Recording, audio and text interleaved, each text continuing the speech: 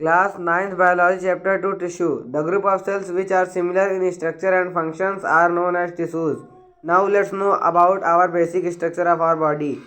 Our body is made up of cells and multiple type of cells make a tissue and multiple tissue make an organ and multiple organs come up together to make a organ system and multiple organ systems finally construct a organism which is also known as a living body.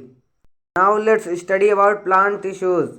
There are mainly two types of plant tissues, meristematic tissues and permanent tissues.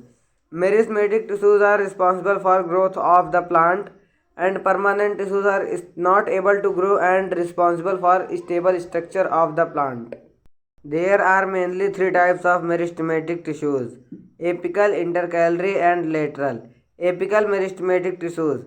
The tissues responsible for growth at top of the plant are known as apical meristematic tissues.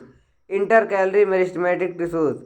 The tissues which are responsible for growth between permanent tissue are known as intercalary meristematic tissues. Lateral meristematic tissues. The tissues responsible for growth in lateral parts of the plant are known as lateral meristematic tissues. There are mainly two types of permanent tissue, simple and complex. Simple permanent tissue. These tissues are made of only one type of cell. Complex permanent tissue. These tissues are made of multiple types of cell. There are three types of simple permanent tissues: parenchyma, collenchyma and sclerenchyma. Parenchyma. It provides mechanical support and food storage to the plant. Collenchyma. It also provides mechanical storage and flexibility to the plant. Sclerenchyma. It provides hardness and stiffness to the plant. And it also provides hardness to the plant. There are two types of complex permanent tissues, xylem and phloem. The work of xylem is to transport water and the work of phloem is to transport food. Animal tissues. There are four types of animal tissues: epithelial, muscular, connective and nervous tissue. Epithelial tissue. The tissue in which every cell is connected and they form a protective covering of the organism.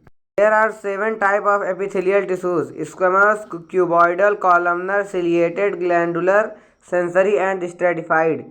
Squamous epithelial tissue. This is a flat cell on outer skin.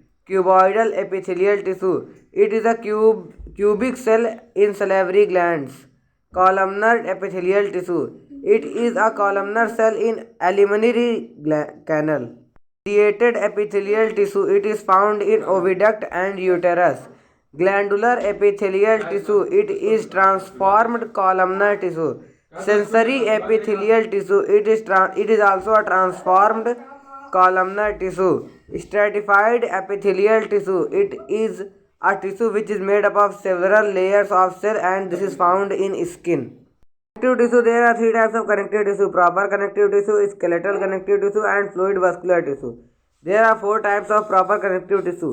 Areolar connective tissue. It is the simplest tissue found in different parts of the body.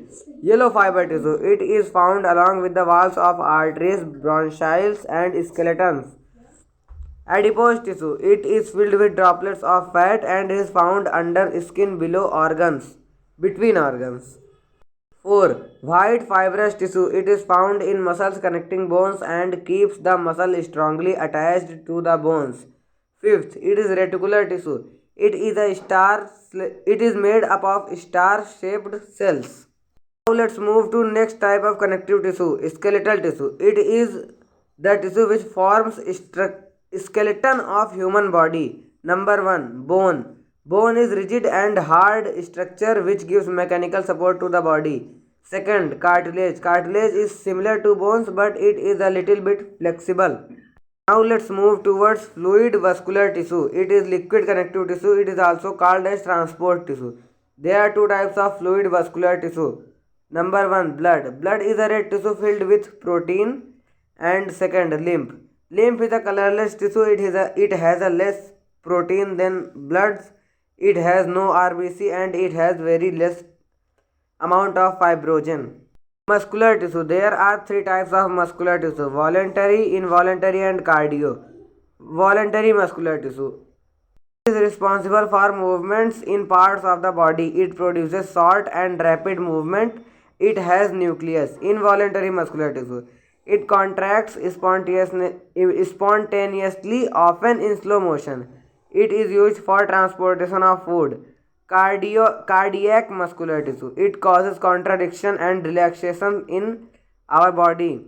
Second, it carries blood from heart. And third, it has no nucleus present inside it. Thank you. That's all for this video.